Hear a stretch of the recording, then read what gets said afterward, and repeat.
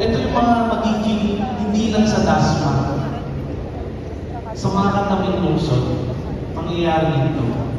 Katulad din ng ibang barangay sa DASMA, sa Palimaran 2, ganun din, dinimolish dahil sa property ng Quezon City. Pero renovate sila sa Naik, sa napakalayong lugar. Ngayon, pinuntahan namin yung sa Naik. Okay lang ba kayo dito sa Naik? Of course not. Why?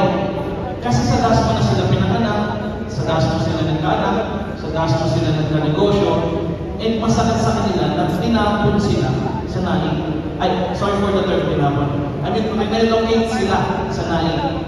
And that's the issue na dapat urgent na gawin. Na dapat i-raise din, actually sa national.